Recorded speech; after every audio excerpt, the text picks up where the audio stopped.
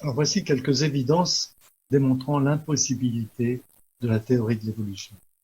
Alors tout d'abord, le Big Bang, on n'a aucune preuve qu'une telle chose ait existé. Par contre, on sait très bien qu'une explosion produit toujours du désordre, c'est-à-dire tout le contraire de ce qu'on constate dans l'univers, qui lui est extrêmement bien organisé, d'une complexité inouïe et, et donc réglé comme mieux qu'une montre mécanique ou électronique.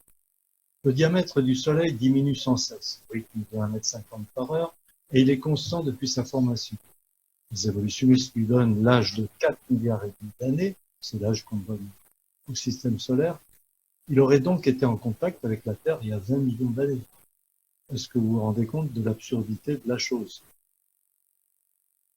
La Lune, elle s'éloigne de la Terre d'environ 6 cm par an. Si nous remontons le temps, la Lune devait toucher la Terre il y a 1 milliard d'années. Or, les évolutionnistes croient qu'elle a 4 milliards et demi d'années. Mais selon la Bible, en prenant comme base les généalogies, on peut dater l'âge de la Lune à seulement 6000 ans. Voilà. Comment ces roches ont-elles pu se plier? Donc nous avons là des roches, des couches de calcaire qui sont pliées, parfois sur une grande épaisseur, peut-être 50 mètres, 100 mètres, 200 mètres, 300 mètres d'épaisseur. Comment peut-on plier 300 mètres de roches sans les casser en les pliant? Eh bien, c'est tout simplement impossible. Donc, la seule explication qui tienne debout, c'est que ces roches, avant d'être dures, étaient molles à la fin du déluge, et c'est après le déluge, tout de suite après le déluge, que ces roches ont été pliées sans problème puisqu'elles étaient encore molles. Cette roche était-elle durcie quand elle a été pliée? Impossible. Vous voyez, un angle de 90 degrés. L'île de Surtsey a jailli de l'océan en 1963. C'est un volcan, comme on le voit sur l'image de gauche, qui est sorti de l'océan au-delà de l'Islande, au sud de l'Islande. Et aujourd'hui, c'est une île avec de la végétation, etc. Quand on la voit comme ça, on pourrait lui dire que c'est une île qui est très ancienne, qui a des milliers d'années, même des millions. Alors que nous connaissons précisément son âge, elle date de 1963. Voilà le plan. Vous avez l'Islande là, et puis vous avez une petite île là, et puis en dessous, Surtsey.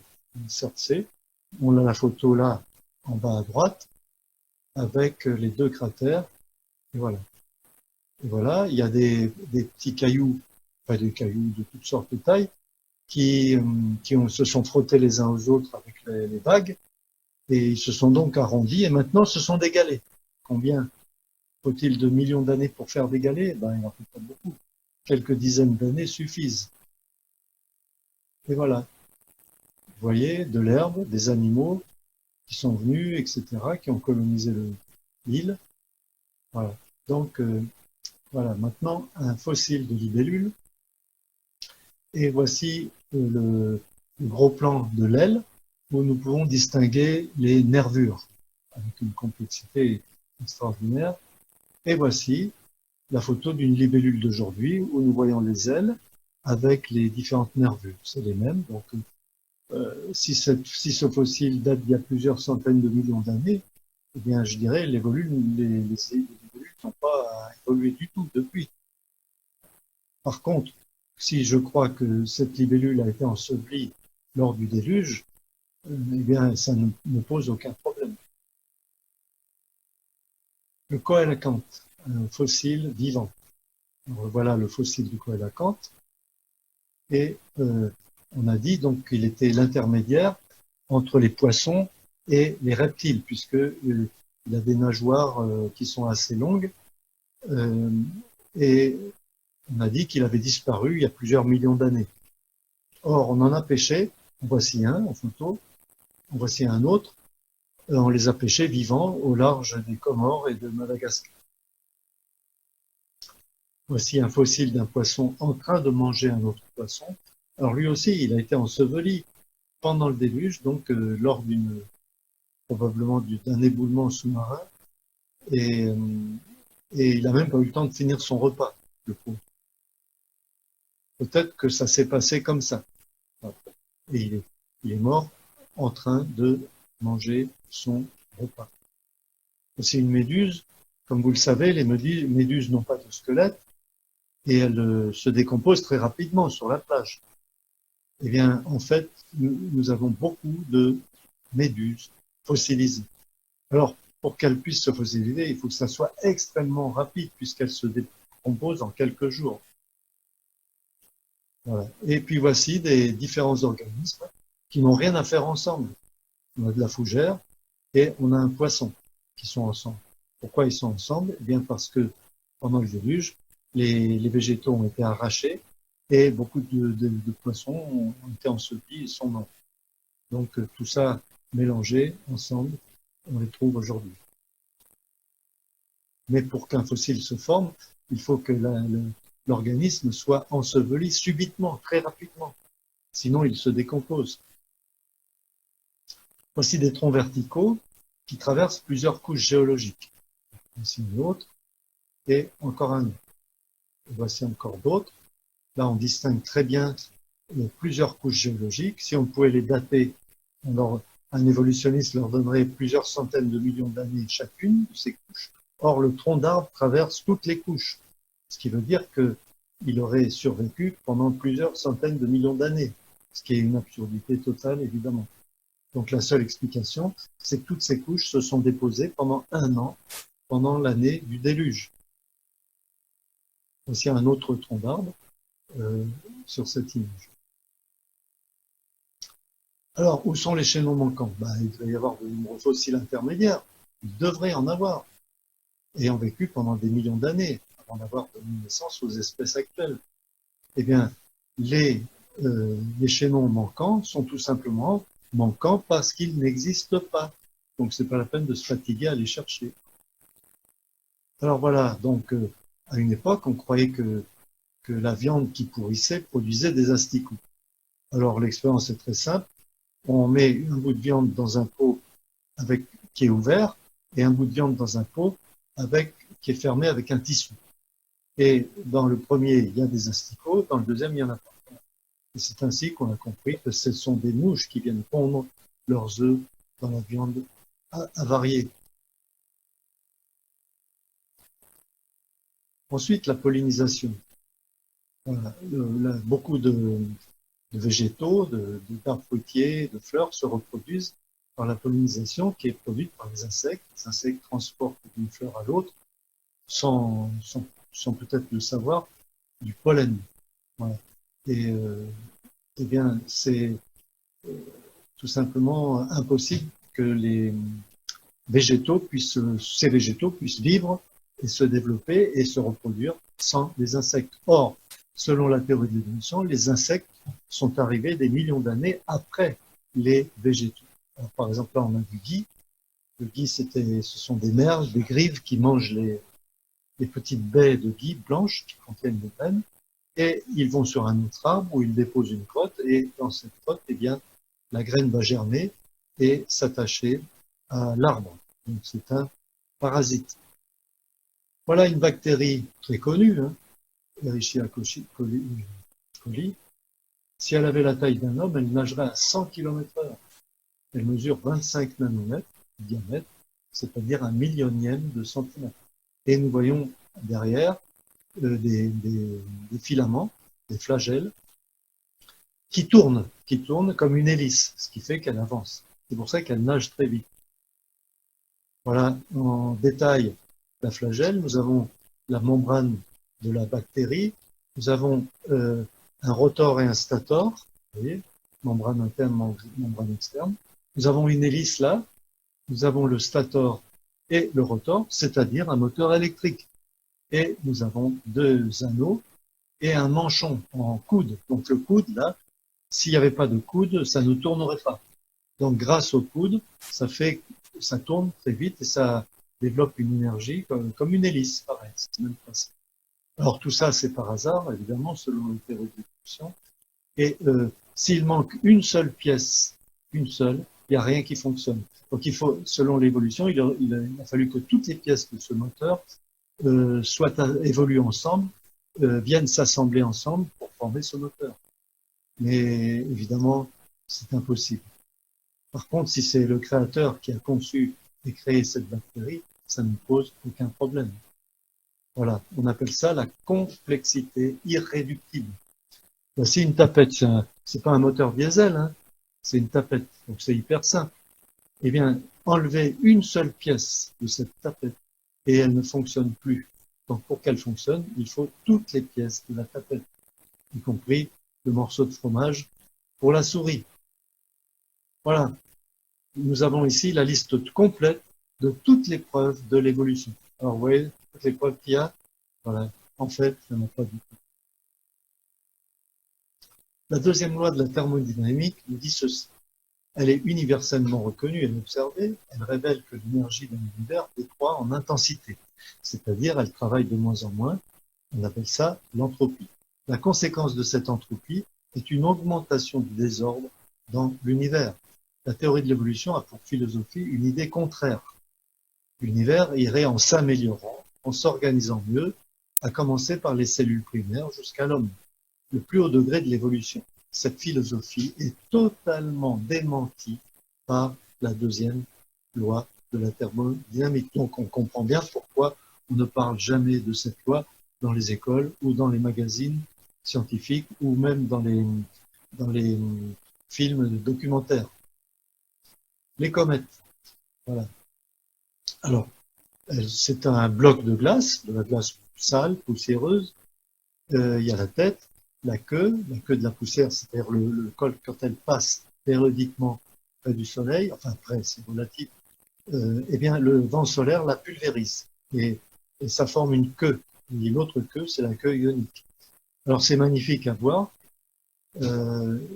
J'ai observé celle de juillet 2020, elle était magnifique. Voilà. Alors les comètes donc perdent de la matière chaque fois qu'elles passent à côté, enfin dans les environs du Soleil. Et donc normalement il ne devrait plus y en avoir. Les comètes de courte période, les planètes ainsi que les astéroïdes ont en tant qu'élément d'un même système, le système solaire, leur orbite autour du Soleil. Tous ces éléments ont donc le même âge. Aucune comète de courte période ne peut avoir une existence de plus de 10 000 ans.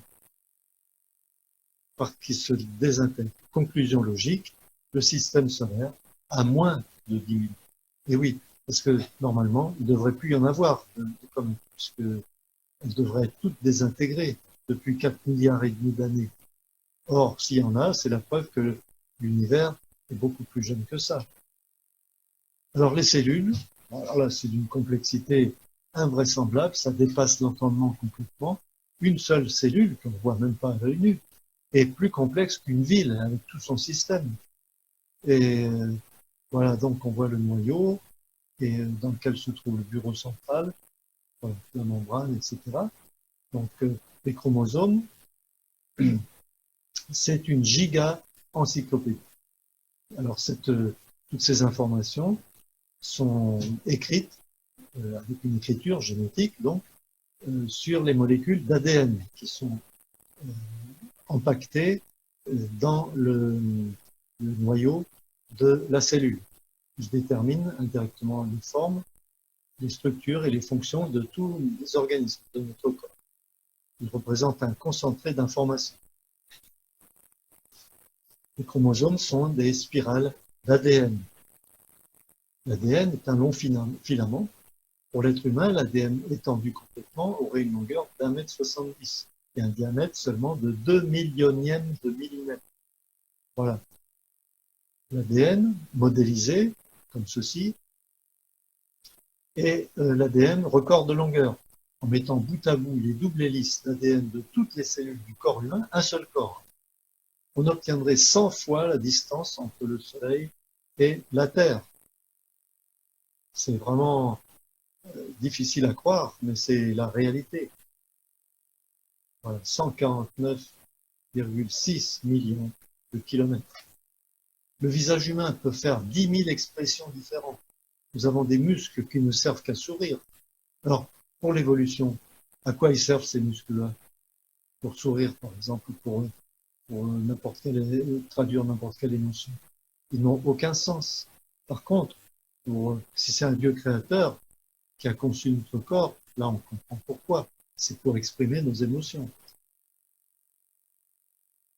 Les espèces vont en se dégradant. C'est-à-dire chaque sélection, chaque nouvelle race dans une espèce perd des informations génétiques. Donc, si on part du loup, le coyote, le dingo, le collet, et on descend plus loin, eh bien, ces chiens sont de plus en plus faibles génétiquement, de plus en plus pauvres génétiquement, de plus en plus sujets à toutes sortes de maladies. Voilà, donc maintenant la symbiose entre deux espèces qui n'ont rien à voir. Hein. Vous voyez, une crevette et un poisson, mais ils ne peuvent pas se passer l'un de l'autre. Ils vivent ensemble. Alors, comment ils ont fait pour vivre tout seuls si, selon la théorie de l'évolution? Et selon la création, ça pose pas de problème. La métamorphose du papillon. Voilà. Donc, nous avons un œuf qui est pendu sur une feuille. Là, il y a une chenille qui sort de l'œuf. La chenille va se fixer quelque part à une branche et former un chrysalide. Et à l'intérieur de ce chrysalide, la chenille va se dissoudre elle-même comme une soupe, si vous voulez, une soupe de cellules. Et les cellules vont se reconstituer pour former des nouveaux organes et former un organisme totalement différent qui n'a rien à voir avec la chenille. Et ensuite, ça va s'ouvrir et il y a un papillon qui va sortir. Le papillon, la chenille rampe, le papillon vole. La chenille mange des feuilles, le papillon mange du nectar. Les armes chimiques. Alors voilà un scarabée bombardier.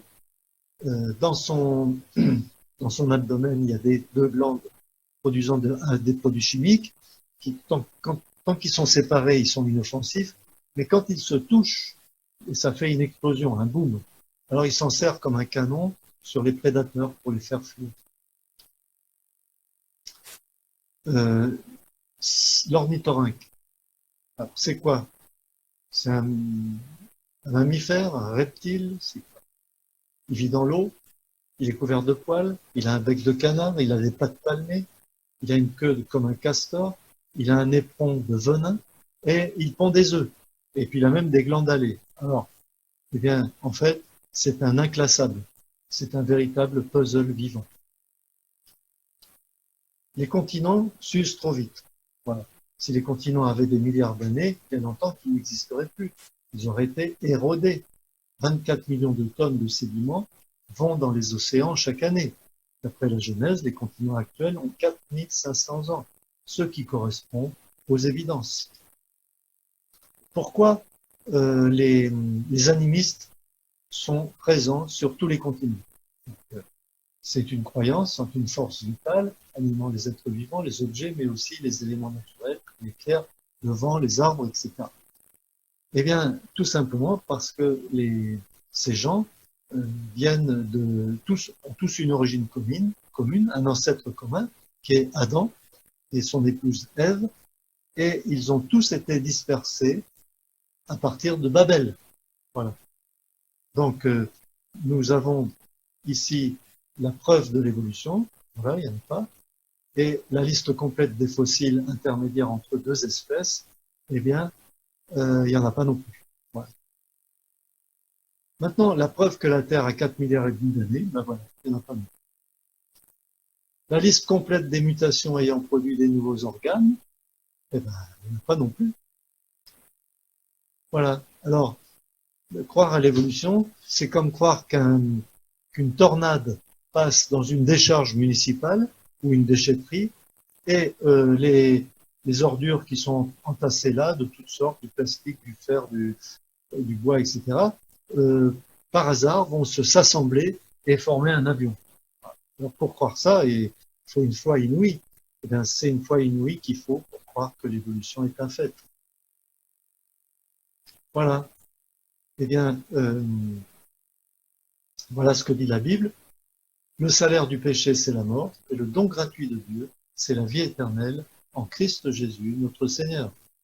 Eh bien, si vous voulez nous rencontrer, n'hésitez pas à nous contacter. Voici encore un verset. Depuis la création, les œuvres de Dieu parlent à la pensée et à la conscience des hommes de ses perfections invisibles. Quiconque sait regarder peut y discerner clairement sa divinité et sa puissance. Aussi, depuis les temps anciens, les hommes qui ont sous les yeux la terre et le ciel et tout ce que Dieu a créé ont connu son existence et son pouvoir éternel. Alors, à partir de quel verset faut-il prendre la Bible au sérieux? Eh bien, on prend la Bible au sérieux depuis le premier verset jusqu'au dernier. Parce que rien dans tout l'univers, rien dans la nature ne contredit la parole de Dieu. C'est pourquoi, de même que par un seul homme, le péché est entré dans le monde, et par le péché la mort, et qu'ainsi la mort a passé sur tous les hommes. Nous devons admettre que nous ne comprendrons jamais tout tant que nous serons dans ce monde. Et voilà ce que dit Job. Il a fait des choses grandes et insondables, des merveilles sans nombre. Voici la généalogie de Jésus-Christ. Vous voyez, elle commence à Adam. On arrive à Noah, Abraham, David, etc. Ensuite, elle se divise en deux, parce qu'il y a celle du père légal, qui s'appelle Joseph, et celle de la mère, qui s'appelle Marie. Alors, si la Bible et la science sont en accord, ça arrive de temps en temps, hein, bah, tant mieux. Si la Bible et la science sont en désaccord, qu'est-ce qu'on fait? On modifie la Bible ou on attend des nouvelles découvertes scientifiques? Eh bien, il vaut mieux attendre des nouvelles découvertes. La Bible est-elle encore l'autorité finale dans les églises chrétiennes? J'espère que oui. Interroge donc les bêtes, elles t'instruiront, les oiseaux du ciel, ils te le révéleront. Médite au sujet de la terre, il t'instruira, et les poissons de la mer te le racontent. Voilà donc une merveilleuse parole qu'on trouve dans la Bible, et donc instruisons-nous de la nature, observons la terre, les montagnes, la mer, les oiseaux, le ciel, les poissons, etc. Qui ne reconnaît chez eux la preuve que la main de l'Éternel a fait tout cela? Ça a été écrit il y a très longtemps, environ 4000 ans, dans le livre de Job, au chapitre 12, versets 7 à 9. Il n'y a pas de maison sans constructeur. Et celui qui a construit toute chose, c'est Dieu. Voilà ce que dit la Bible dans Hébreux 3. Avez-vous des questions? Voilà, donc si vous voulez nous joindre, c'est toujours possible à cette adresse sur ce blog. Vous pouvez nous contacter